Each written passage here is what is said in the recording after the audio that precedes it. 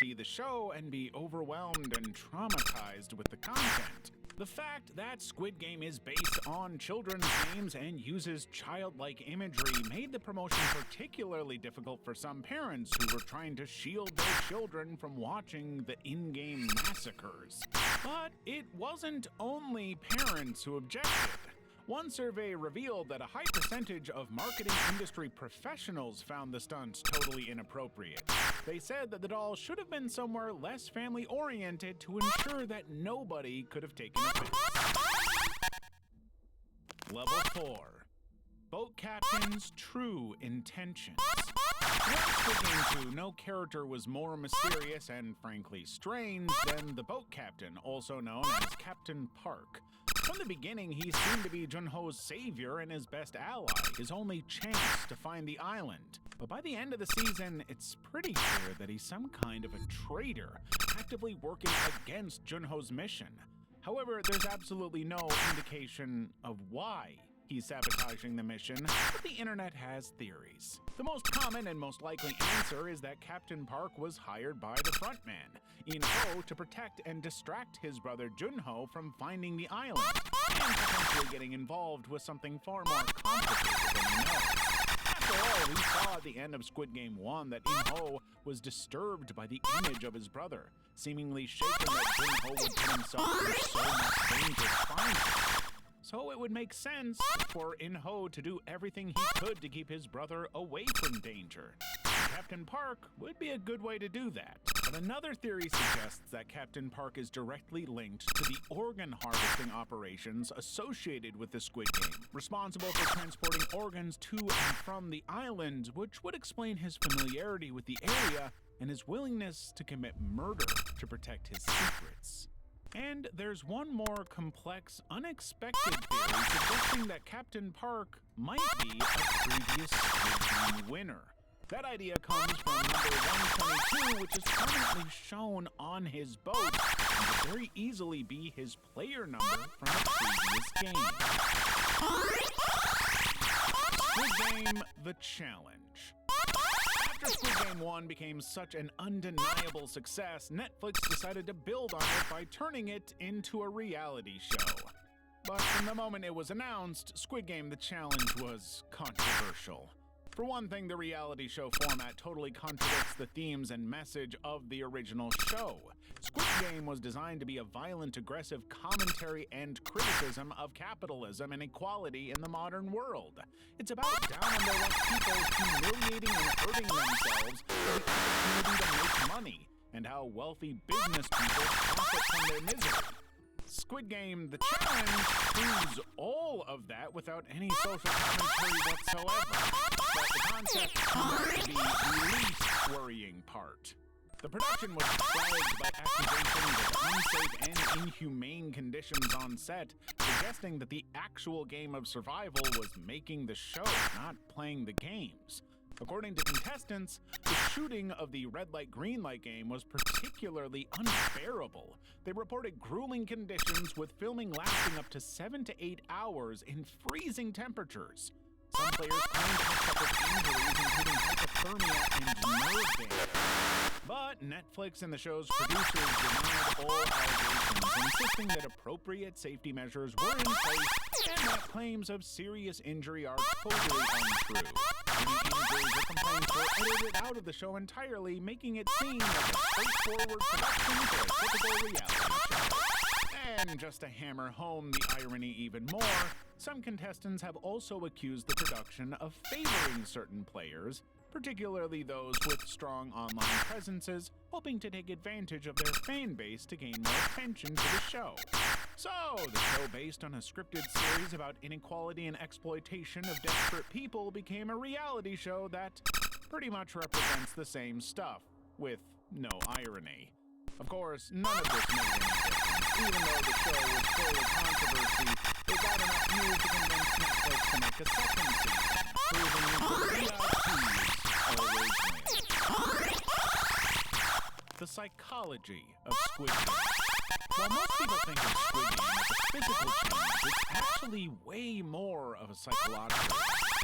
While some of the games are more strength or luck-oriented, the winner of this Squid Game will be the person who can outsmart and manipulate everyone else to get ahead, just like an unfair capitalist society. But the games illustrate two key psychological principles above all others: the Yerkes-Dodson law and de-individuation. The Yerkes-Dodson law suggests that performance increases with stress up to a certain point, but after that point, performance deteriorates. Think about this. At first, in games like Red Light Green Light or the Six-Legged Pentathlon in Season 2, some participants perform well under the pressure of the game, showing off improved focus and decision-making in the heat of the moment. That leads to more people succeeding. But as the stakes rise, as more and more people die and the stress intensifies throughout the game, a lot of participants experience a decline in performance, making poor decisions and struggling to complete the tasks effectively. You can see that in the Mingle game of Squid Game 2, when Minsu makes his poor, impulsive decision to betray Somi in the heat of survival. That's the psychological stress of the game pushing contestants beyond their optimal stress level, resulting in breakdowns, impulsive actions, and compromised decision-making. And, of course, death. As for de-individuation, that's the loss of self-awareness and individual identity in group settings. That is quite literally the entire game. The guards and VIPs all wear identical outfits and masks, creating a unique and unnerving anonymity that reinforces the group and reduces the individual. If their faces are seen, they have to die. They're not humans, they're simply masks. Participants aren't that different. While they're all out for themselves initially, the games force them to gradually lose their sense of individual identity, focusing more on the collective goal of survival. Team up, only to be forced to kill their own group. As the games progress, the contestants become less aware of their own ethical and moral integrity, instead engaging in behaviors they would typically avoid, like killing one another under cover of darkness. All of this anonymity, pressure, and high stakes creates an environment that is all about destroying the individual and forcing them to comply in ways that are completely contradictory to their moral standards. And that is why winning the Squid Game is largely a psychological battle. Transgender representation. When news broke that Squid Game 2 would have a transgender character, the internet was mostly outraged, but for very contrasting reasons.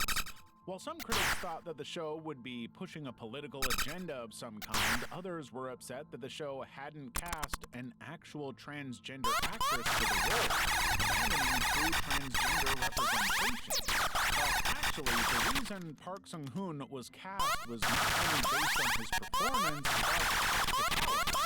Hwang Dong-hyuk said that casting a transgender actress in South Korea was near impossible due to the highly conservative attitudes and lack of openly trans actors in the country. After all, the LGBTQ+ community is largely marginalized in hyper-conservative Korea. But when the show eventually aired, pretty much all criticisms on either side went away. The general reaction to Hyunju and Park Sung-hoon's performance was insanely positive. His portrayal of the role was praised for being sensitive and deep, making her the fan-favorite character of the entire season. Those who were concerned that Hyunju would be pushing a preachy political agenda were quick to discover that she was actually a full-rounded human being whose transgender identity was just a part of her and not her entire personality. And those who thought she would be a poor representation of a trans character were also pleasantly shocked to discover that she wasn't a caricature but a multi-dimensional, real human being. Hwang Dong-hyuk's risky decision ended up turning a controversial character into a fan favorite who may well have made a real game-changing impact in the Korean industry. Level 5. Korean Champ, Player 100, Season 2. Player 100 is the most hated character of Squid Game 2, without question. An irredeemable bully who is determined to take the money and kill anyone who crosses his path. But the release of Squid Game 2 revealed that the actor behind Player 100, Song Young-chan, is just as problematic a person. In fact, maybe more so. In September 2000, Yung Chang, who was 42 at the time, was arrested for paying a 16-year-old girl $150 for contact on 2 separate occasions. Fallout created a scandal so big that he was the very first celebrity in South Korea to be convicted of underage. Yung Chang was immediately sentenced to 10 months in prison and 2 years of probation for violating the Juvenile Protection Act. But his sentence was completely suspended after just 36 days in custody, meaning he served basically no time at all. The official reasoning from the authorities was that his lack of prior offenses and seeming remorse for the incident meant that he was unlikely to commit the act again. But the retaliation to his career was horrified by his act. All of the major Korean TV networks collectively agreed that Yung Chang could never again appear on their screen, basically showing his career dead in Korea. With nothing to do, Yung Chang moved to Canada, claiming he intended to study English. But eventually, he came back. And while the TV networks refused to let a child appear on their screens, streaming services like Netflix seemingly had no problem welcoming him back with supporting roles in several major K-dramas, including Squid Game 2. But now, more people are aware of his crimes than ever, and he becomes another in a long series of Squid Game cast members to have a very scandalous and problematic past. However, in his case, it works for his character, as just about everybody hopes Player 100 dies in Season 3. New York bans Squid Game costumes.